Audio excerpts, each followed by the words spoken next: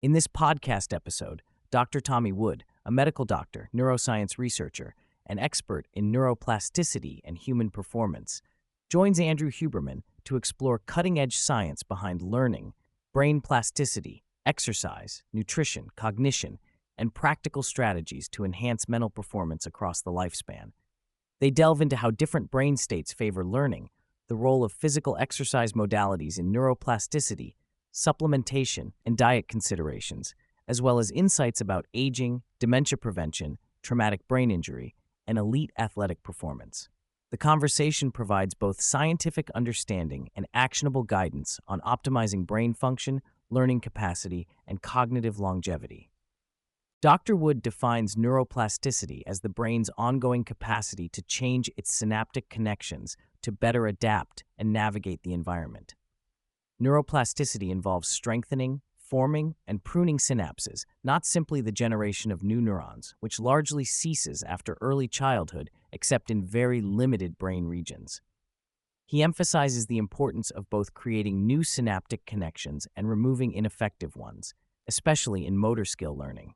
The adult brain is not fixed, as long erroneously believed. It continues to remodel throughout life. Plasticity supports learning, memory, and skill refinement and is integral to survival and environmental adaptation. For preserving brain plasticity during aging, ongoing cognitive engagement and novelty are key. Epidemiological and intervention studies suggest that continuing cognitively demanding activities, such as learning new languages, musical training, or complex motor skills, can slow cognitive decline and reduce dementia risk. Both sustaining long-held skills and pursuing novel challenges are necessary for optimal brain health, with novelty particularly important for expanding brain circuits and executive function.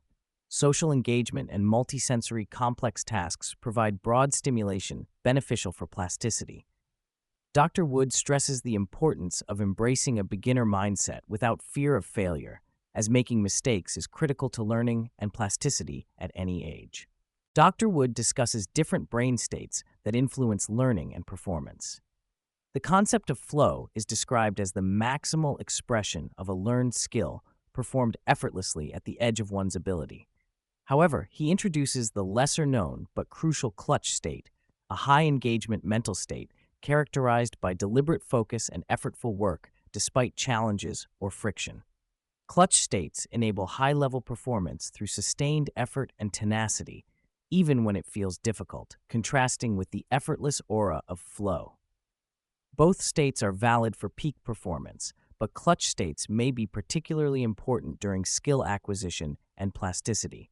He cautions against the modern misconception that flow is always necessary or ideal for learning or performance. The discussion moves into how various forms of physical exercise uniquely influence brain plasticity. Aerobic exercise, especially Zone 2, moderate intensity, and high-intensity interval training, improves hippocampal structure and function, with HIIT showing more durable benefits lasting years following a 6-month protocol. Resistance training, on the other hand, preferentially enhances white matter integrity and executive function. Different exercise types release distinct neurotrophic factors and myokines, such as BDNF and IGF-1, which mediate plasticity in gray and white matter respectively. Combining aerobic and resistance training provides complementary molecular stimuli supporting multiple aspects of brain structure and cognitive function. Effective plasticity-promoting activities tend to have complexity and novelty across cognitive and motor domains. Activities like dancing, martial arts, skateboarding, language learning, and musical instrument training offer multimodal engagement, social, motor, sensory, and cognitive components that generalize better than narrow brain training tasks. Evidence supports that training processing speed with tasks involving rapid information encoding and retrieval can reduce dementia risk over decades. Engaging challenges slightly beyond current skill levels fosters learning better than repetitive or routine tasks, and cognitive challenge breadth is proportional to the breadth of transfer effects.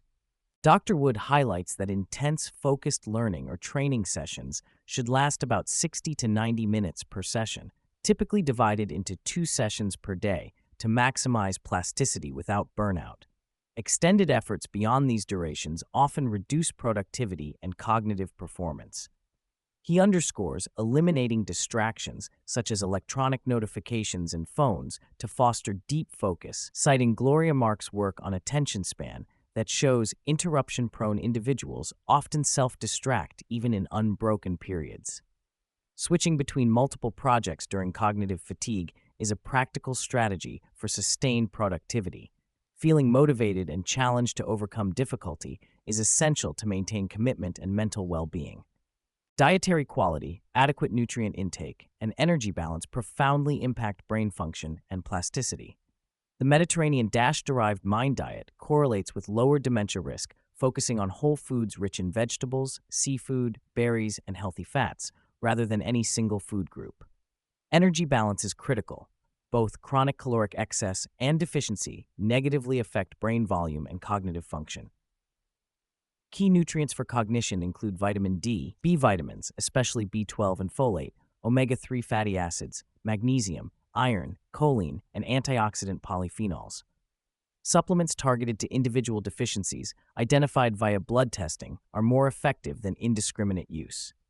The interaction between B vitamins and omega-3 status particularly influences cognitive outcomes. Multivitamins can improve cognition in nutrient-poor populations. Sleep emerges as a fundamental though complex factor for cognitive health and brain plasticity. Consistently getting fewer than 6 hours of sleep per night associates with increased dementia risk and reduced cognitive function, largely due to the loss of REM-rich late-night cycles, essential for memory consolidation and neural maintenance. Sleep quality and duration influence physiological stress responses, neuroinflammation, and brain repair mechanisms. While the Lancet Commission's dementia risk framework controversially omitted sleep due to insufficient causal evidence, Dr. Wood and Andrew Huberman agree optimal sleep is foundational for brain function. The conversation addresses widespread misconceptions about cortisol and stress. Acute stress, including that induced by high-intensity exercise, triggers adaptive responses vital for neuroplasticity, improving hippocampal structure and function over time despite cortisol increases. Chronic, uncontrollable stress is harmful, but short-term stressors stimulate molecular cascades, catecholamines, cortisol, that support brain remodeling and resilience. Exercise-trained individuals demonstrate cross-stressor adaptation, coping better with psychological stress. Dr. Wood advocates rethinking cortisol as an essential adaptive hormone rather than an enemy to be avoided. Dr. Wood emphasizes prioritizing safety and documented efficacy when considering supplements or emerging therapies, especially peptides. Although peptides such as BPC-157, GHKQ, and others have become popular for purported regenerative effects, robust human evidence on efficacy and long-term safety is lacking, except for GLP-1 receptor agonists used for metabolic indications. Creatine is highlighted as a safe, well-studied supplement with cognitive benefits, including for aging and traumatic brain injury. Safety data, individualized testing, and clear goals should guide supplementation. Placebo effects and subjective feelings of improvement often complicate assessments of benefit. Discussion extends to strategies for concussion and mild to moderate TBI recovery.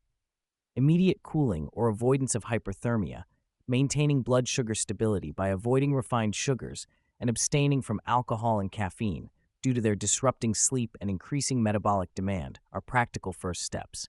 Several supplements show promise, including creatine at higher doses, magnesium, choline sources, and long-chain omega-3s.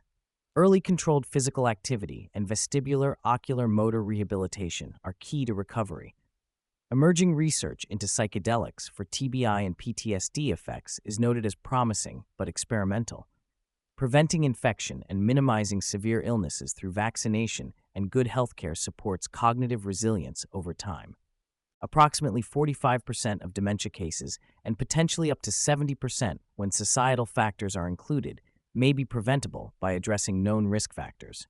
These include early life education, cardiovascular risk factors, hypertension, diabetes, cholesterol, sensory impairments, hearing, vision, brain trauma, social isolation, and physical inactivity. Genetics, particularly the APOE gene and polygenic risk, influence susceptibility but do not determine destiny. The role of vaccines, notably the shingles vaccine, is emerging as potentially protective, possibly by reducing viral burden or modulating immune responses. preventing major illnesses and hospitalizations throughout life, correlates with better cognitive trajectories and fewer abrupt declines. For cognitive enhancement, moderate aerobic exercise, like 20 to 30-minute jogs or short high-intensity sprints, show beneficial acute effects on arousal and cognition. Longer term, both aerobic, zone 2 to HIT, and resistance training, 3 reps a week, moderate reps on multi-joint movements, produce distinct, lasting benefits to brain structure and function. The Norwegian 4x4 HIIT protocol, 4-minute intervals at 85 to 95% max heart rate with recovery, performed thrice weekly over 6 months, significantly improved hippocampal volume and function for years after cessation. Resistance training preferentially supports white matter integrity via IGF-1 release. Combining exercise types and balancing intensity with cognitive demands are recommended for overall brain health. Dr. Wood's experience as a natural strongman competitor illustrates the ongoing opportunities for physical and mental plasticity well into middle age and beyond. Strongman events uniquely challenge maximal strength, power, endurance, and skill through complex tasks like farmer's carries, yoke walks, and heavy presses under time constraints. His participation underscores that embracing challenge, hard work, and diversity of skill maintains both neuroplastic and physical capacity throughout life, modeled by those maintaining athleticism alongside demanding mental tasks. The episode also touches on attentional control, describing how habitual distractions from digital devices degrade focus and short-circuit natural brain rhythms necessary for sustained effort. Training oneself to resist distraction, allocate dedicated no-interruption periods, and adopt stress-tolerant mindsets fosters deeper learning and greater plasticity. The role of mindset and subjective feeling good scores often outperform objective physiological metrics in predicting daily performance, underscoring the tight brain-body and mind-body connections critical in learning and cognitive function. Melatonin and branched-chain amino acids, BCAAs, may support sleep after brain injury, though effects in healthy populations differ.